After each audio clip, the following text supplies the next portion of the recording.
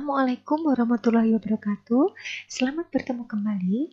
Kali ini kita akan membahas materi tentang bilangan bulat. Nah, untuk pertemuan yang pertama ini, kita akan membahas tentang sebenarnya apa itu bilangan bulat. Perhatikan gambar berikut. Di sini ada sebuah garis bilangan. Misalkan ada seorang anak. Nah, perhatikan bahwa posisi 2 langkah ke depan dari titik 0 itu dinyatakan dengan positif 2. Sedangkan posisi 2 langkah ke belakang dari titik 0 itu dinyatakan dengan negatif 2. Begitu juga untuk posisi 5 langkah ke depan dari titik 0 itu dinyatakan dengan ke depan dari titik 0 dinyatakan dengan positif 5. Sedangkan posisi 5 langkah ke belakang dari titik 0 itu dinyatakan dengan negatif 5. Begitu juga untuk bilangan-bilangan yang lain. Nah, pasangan-pasangan bilangan tersebut jika dikumpulkan itu akan membentuk bilangan bulat. Jadi, bilangan bulat itu terdiri dari himpunan bilangan bulat negatif, mulai tak hingga negatif 3, negatif 2, negatif 1, kemudian 0, dan himpunan bilangan bulat positif 1, 2, 3, dan seterusnya. Nah, bagaimana letak bilangan bulat pada garis bilangan? Yang pertama, kita harus tahu dulu apa itu garis bilangan. Jadi garis bilangan itu adalah gambar garis lurus bertitik yang setiap titiknya itu berjarak sama dan masing-masing melambangkan suatu bilangan.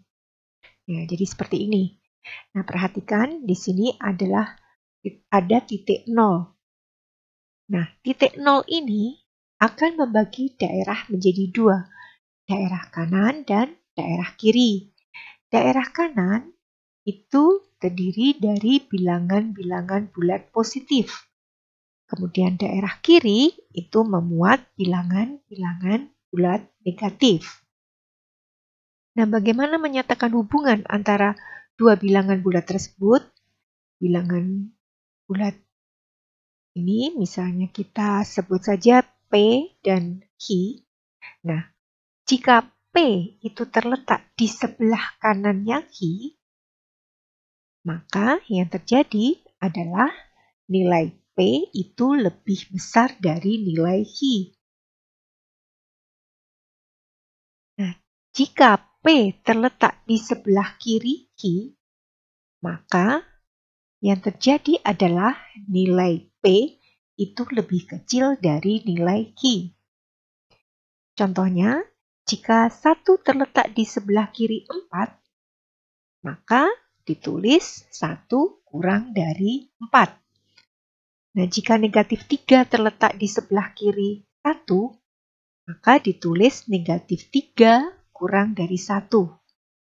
Nah, dari dua hal ini itu bisa kita jadikan satu bahwa negatif 3 itu kurang dari 1, kurang dari 4. Nah, bagaimana sifat penjumlahan dan pengurangan bilangan bulat pada garis bilangan?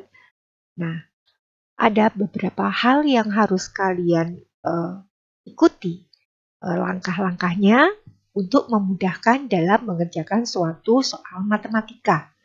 Yang pertama adalah bahwa pada operasi penjumlahan itu berlaku gerak searah atau tetap.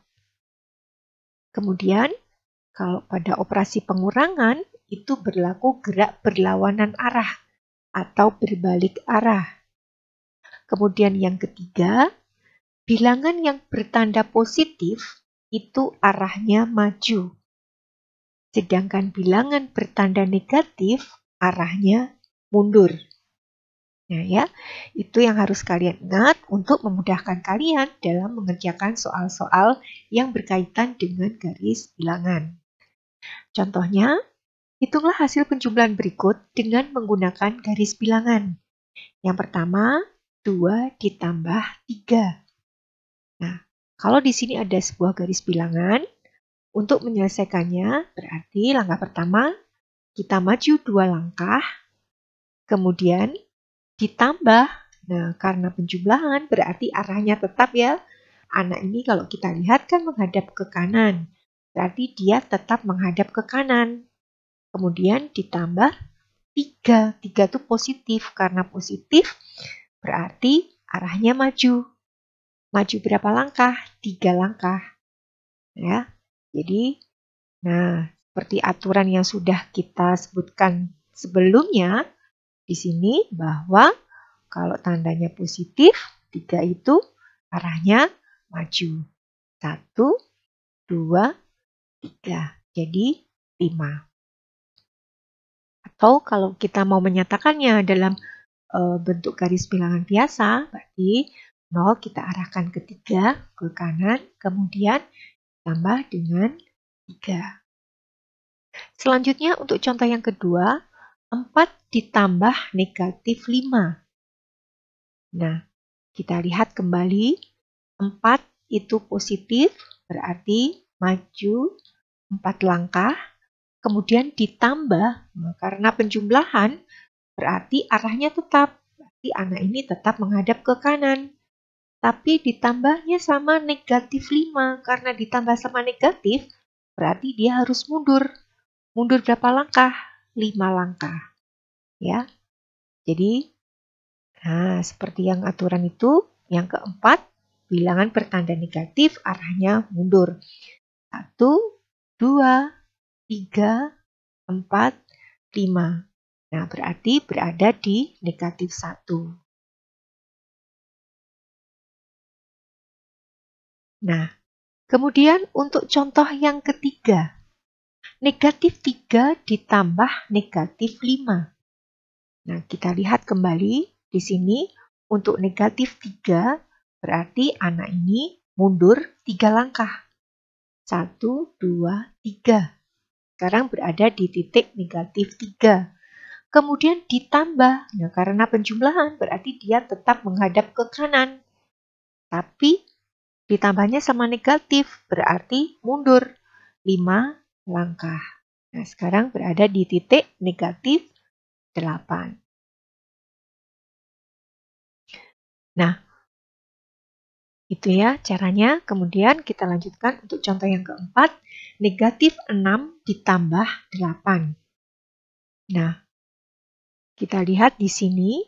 Yang pertama adalah negatif 6. Berarti langkah pertama adalah mundur 6 langkah. Kemudian ditambah 8. Ditambah positif. Berarti arahnya tetap tapi maju. Nah, 8 langkah. Sehingga diperoleh angka 2.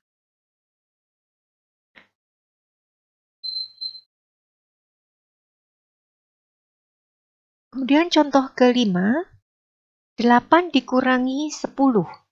Nah, di sini kita lihat, yang pertama adalah 8, berarti positif, berarti maju 8 langkah.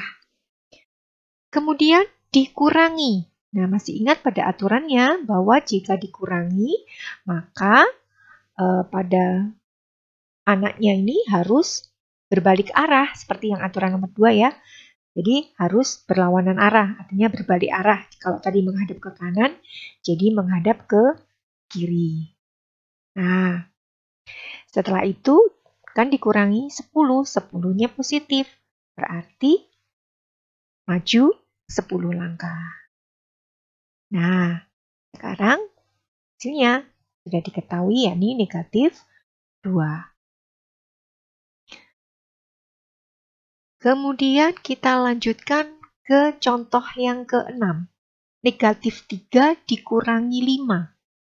Nah, berarti di sini langkah pertama adalah mundur. Mundur 3 langkah. Kemudian karena dikurangi, berarti anaknya berbalik arah. Tapi karena dikurangi 5, 5 positif berarti maju 5 langkah. Nah, hasilnya adalah negatif 8. Mudah bukan? Nah, begitulah untuk bilangan bulat pada bagian yang pertama ini. Ibu ingatkan agar kalian tetap menjalankan ibadah kalian, kemudian tetap semangat belajar dan selalu menerapkan 5M. memakai masker, mencuci tangan dengan sabun dan air mengalir, selalu menjaga jarak, menjauhi kerumunan, dan mengurangi mobilitas. Wassalamualaikum warahmatullahi wabarakatuh.